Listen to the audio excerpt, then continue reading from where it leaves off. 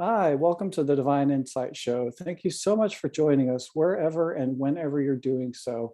I'm, I'm honored and privileged to introduce you to Steve Taylor, Senior Lecturer in Psychology at Leeds Beckett University, the Chair of Transpersonal Psychology section of the British Psychology Society, and the author of many best-selling books, including The Calm Center, The Leap, and one that we discussed in a previous appearance on this show last year, The Clear Light.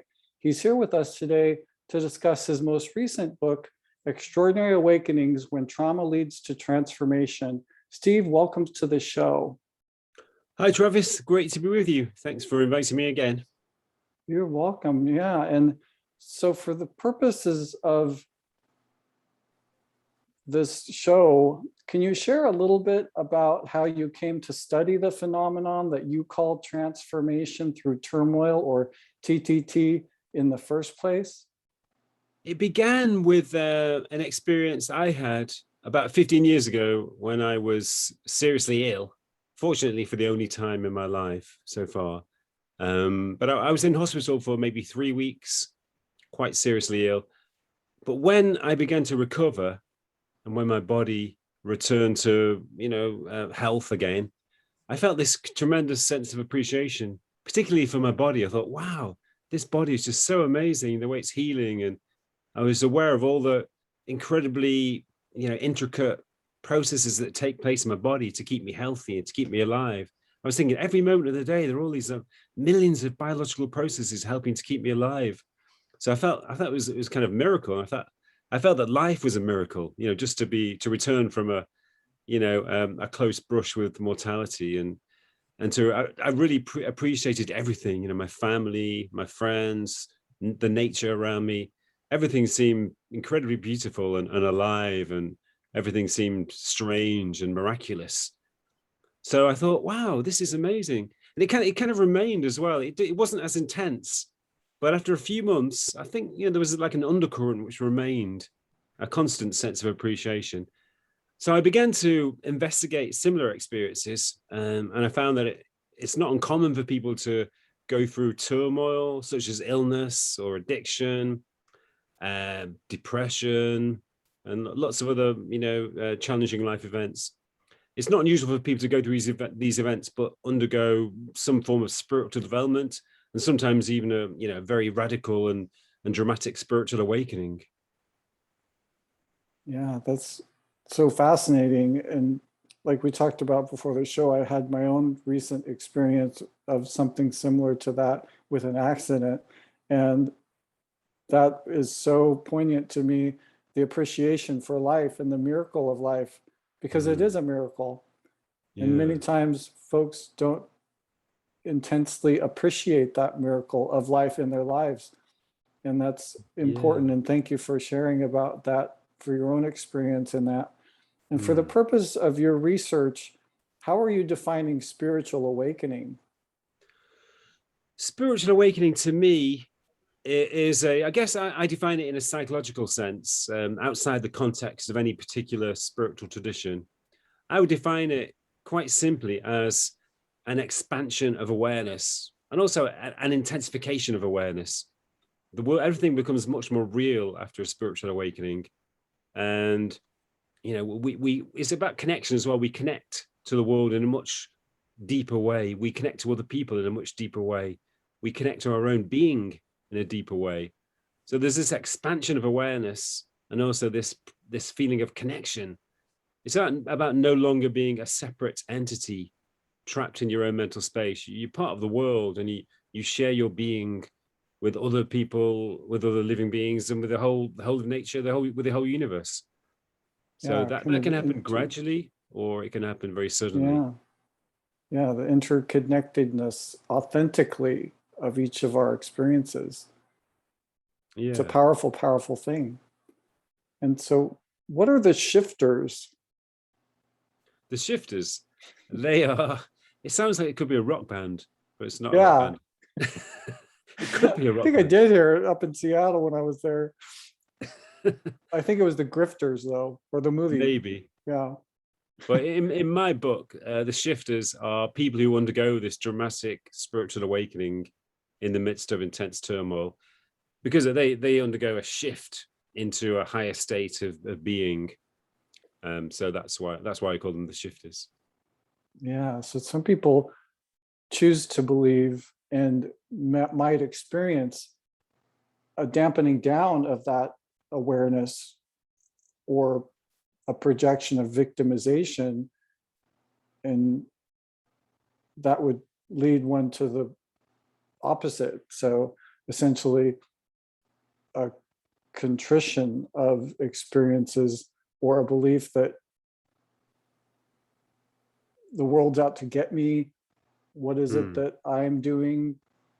Did I do it in a past life to somehow deserve this?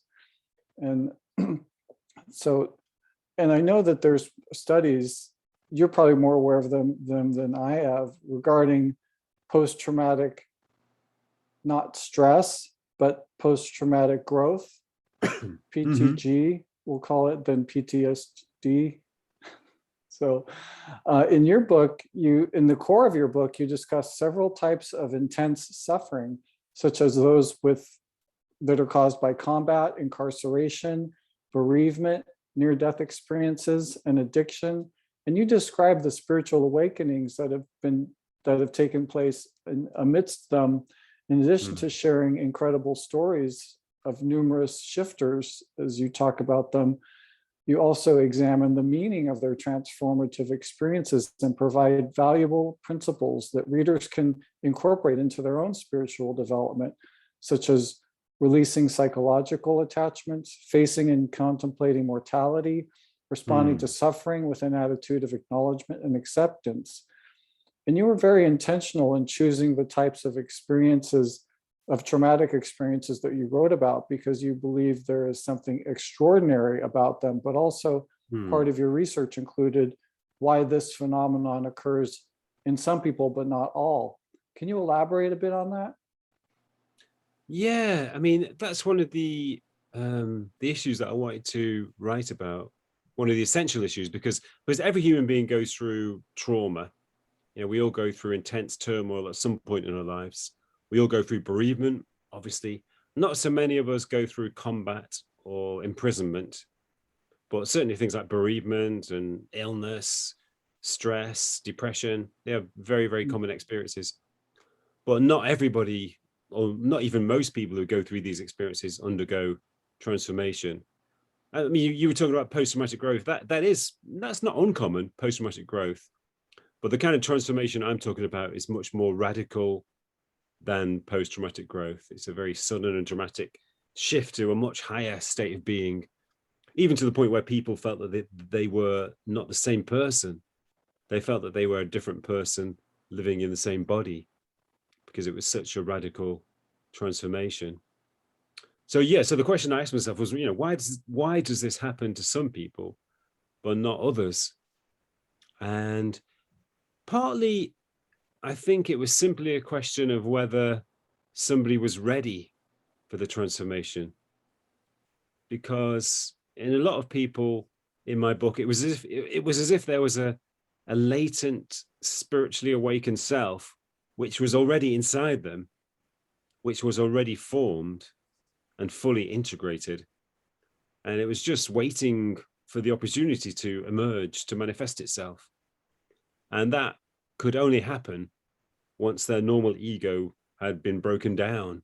The starting point of the transformation was ego dissolution, the breaking down of the normal ego.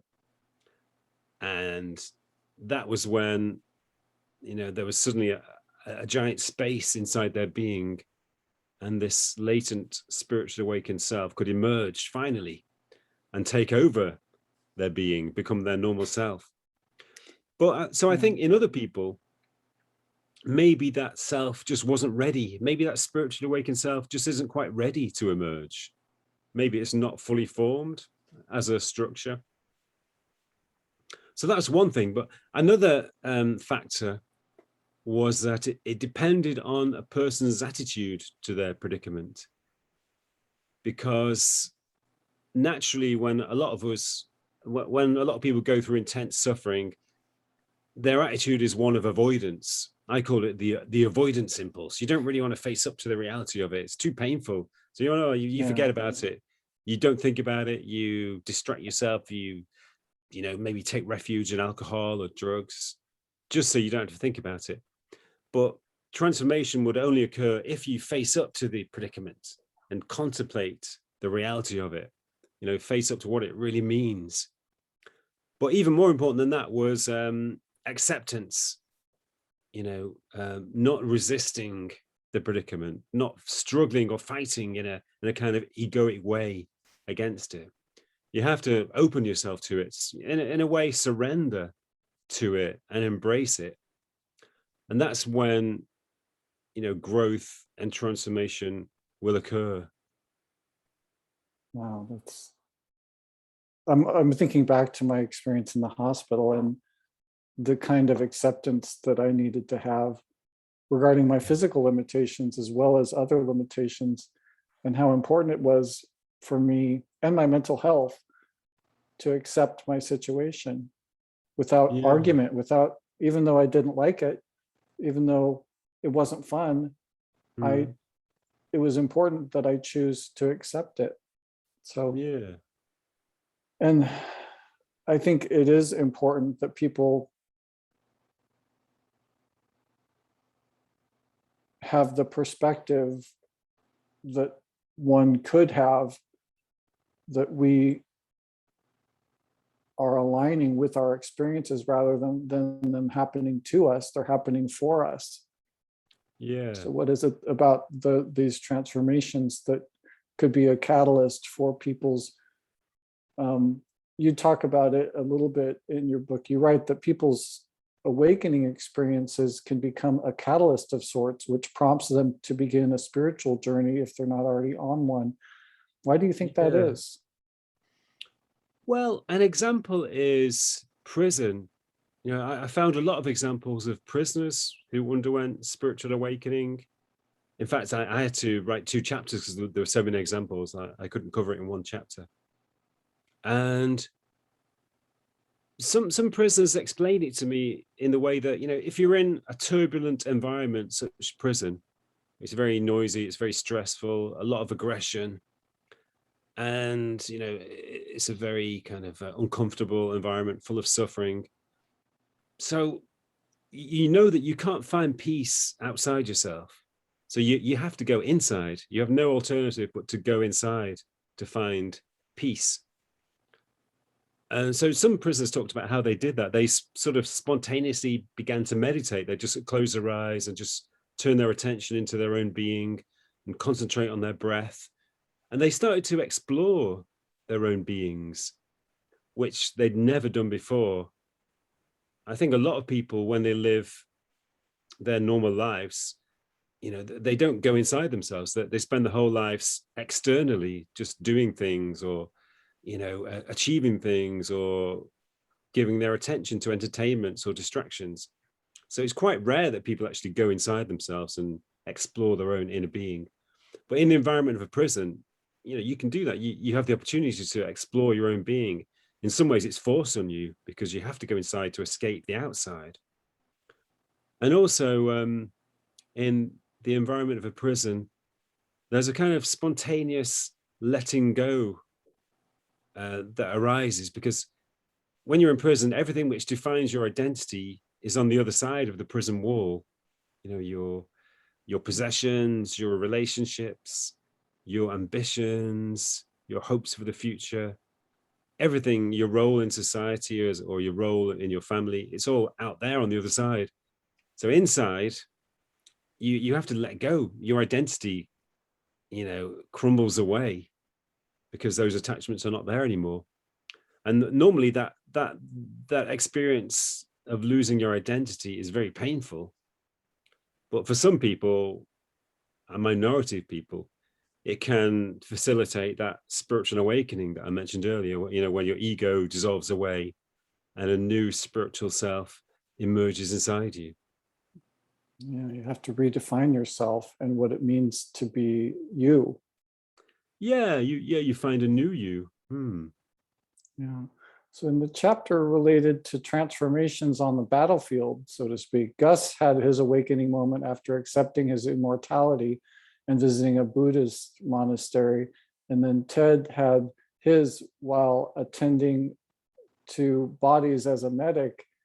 And there appears to be some commonality amongst people who experience the paradoxes of war and can have awakening experiences in or related to combat. Is there a prevalence or significance of warfare? Is it the prevalence and significance of warfare that led you to include this theme? Certainly, yeah. I mean, a bit like prison, I found quite a lot of examples of people undergoing awakening in the context of warfare. I think it's largely because of the, of a confrontation with death. Obviously, if you're a soldier on a battlefield and you're facing death, death becomes very real, and you witness deaths, and you're aware that you could possibly die at any moment. So suddenly you become aware of your own mortality. You become aware of the fragility of life and the temporary nature of life. But in a paradoxical way, you may also become aware of, the eternity of life. You may become aware of a part of your being which is deathless, which will not die. I think Gus, who you mentioned, he had that experience. He was just waiting to start a battle, and he was only a young man. He was about 19 years old. He was incredibly frightened, and he realized that there was a possibility he was going to die in the next few minutes in this battle, and he was terrified. He wanted to run away. He wanted to pretend he was dead so he wouldn't have to fight. But suddenly he realized that he had no choice. He just had to accept the situation. And as he did that, suddenly he felt this incredible sense of freedom and this incredible sense of well-being, and also a realization that there was something inside him which, in some strange way, which he didn't understand, which would not die. So that's not an uncommon experience in soldiers. And you talk a little bit about the experiences of prisoners of war in the 1980 study that showed a psychological benefit in aviators who were captured, held prisoners in the Vietnam War, and a relationship of those who were facing harsher experiences as benefiting more from this post-traumatic growth. And this doesn't sound right, in some sense paradoxical, as you just said. Do you have anything to add about that study?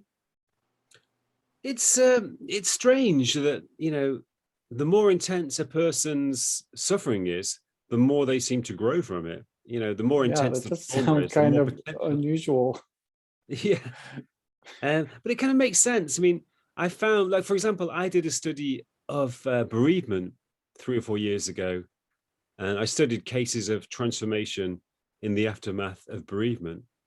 And again, that's not an uncommon experience. It's not uncommon for people to undergo transformation in the aftermath of bereavement. And I found that it was most common in situations of especially tragic and sudden bereavements. For example, murder, or the death of a child, or the sudden death of a person in a car accident. In the aftermath of that, it was actually more likely that people would undergo transformation. So there does seem to be a relationship between the intensity of a tragedy and the likelihood of spiritual transformation in its aftermath. I think it's probably because when trauma is more intense, it has a more powerful ego dissolving effect. Whereas, so yeah, it's like an earthquake. An earthquake which is of a higher magnitude on the Richter scale is more likely to break down a building, to destroy a building. So a tragedy which is more intense is more likely to destroy the ego. And in the destruction of the ego, a new self, a new spiritual self may sometimes arise. Yeah, and I talked about this in a show many years ago about the nature of ego death, what that experience can feel like. And you remind me of that as you talk about that. And so in your chapter, Release from Craving, Transformation Through Addiction, you talk about Russell and a few young addicts you met who had come to one of his meetings, and also the strange phenomenon of addiction release that can occur when someone has lost everything and on the brink of death. Notably, one of the founders of AA, Bill, had a similar experience and based the entirety of the steps of AA on this fact, and attempts to recreate the spiritual experience gradually over time in something that had occurred for him quite quickly, ultimately saving the lives of millions of people over the years through his recovery. How do you equate addiction with trauma? And in the context of this, many people believe it's a choice, therefore avoidable. So the question is, why choose drugs and alcohol? And how does the choice to use something that you know would be detrimental to your health affect the trauma on the psyche? Well, it is a choice to an extent, but research has shown that most people who become addicts have had a history of childhood trauma, often physical abuse or sexual abuse, but there's a strong correlation between childhood trauma and addiction. So in that sense, it's not really a choice. Addicts are trying to deal with the symptoms of their trauma. Yeah. But I mean, addiction is a process of gradual ego death, because there are a few cases in my book of people who were severely addicted to drugs or alcohol for many years. And in every example, there's a slow process of increasing loss. You gradually, excuse me, lose everything which defines you as a person. You lose your job. It's difficult to keep going in a professional role. Eventually you lose your relationships, maybe your family. You lose your possessions. You lose your self-respect. You lose your hope for the future. You lose everything, and eventually you hit the classic rock bottom when you've lost everything.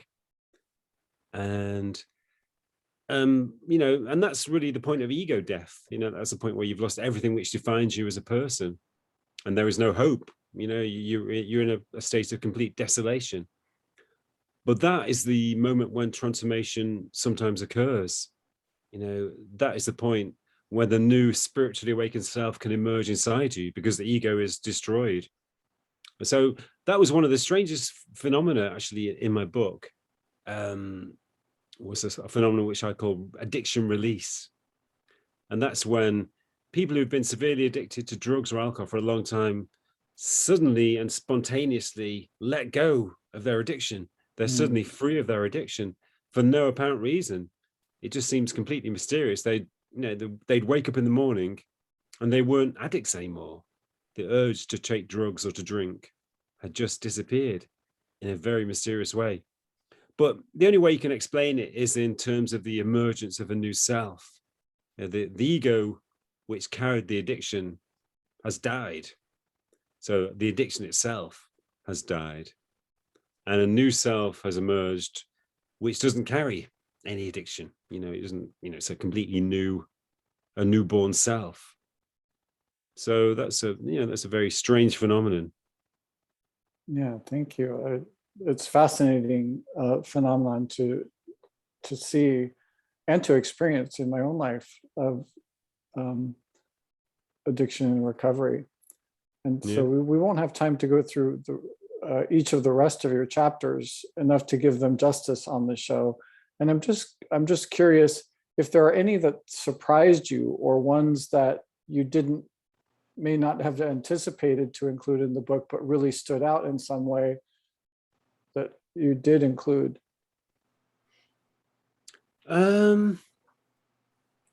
Yeah, there were a few cases where people, people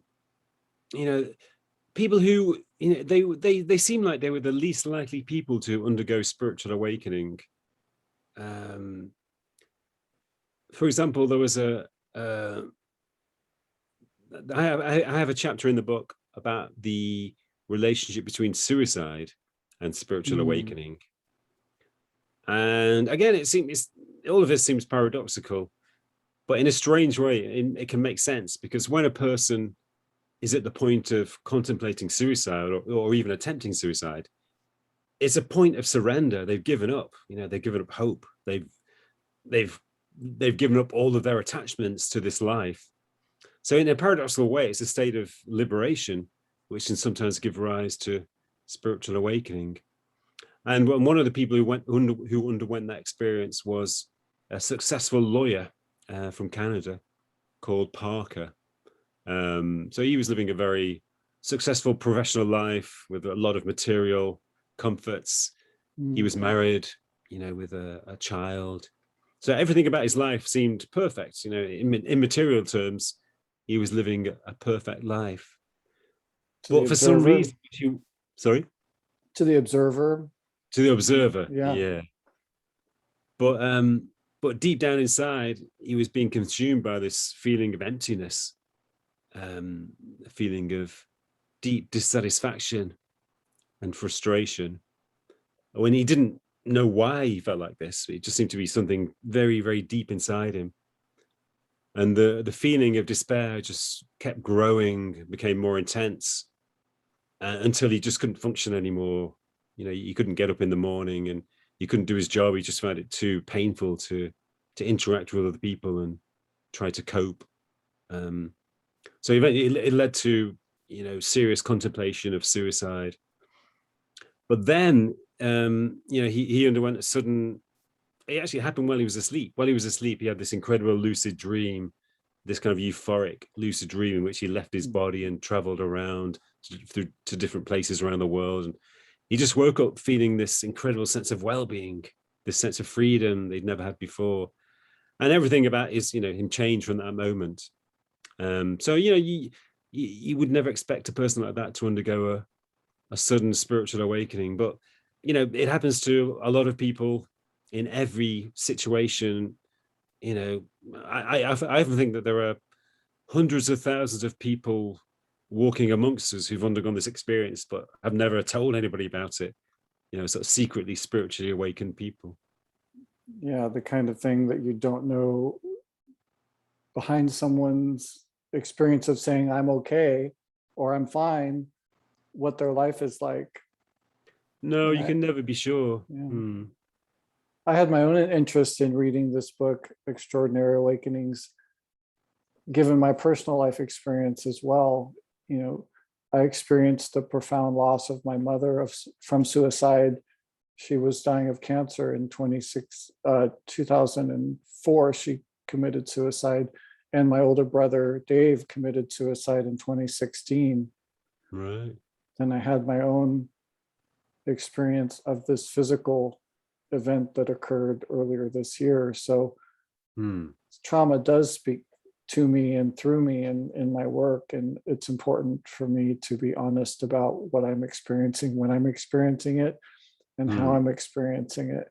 And I'm really grateful to you for your time and everything that you do, and for all the wonderful work that you've done to put this book together. Thank you. For sharing it with the world.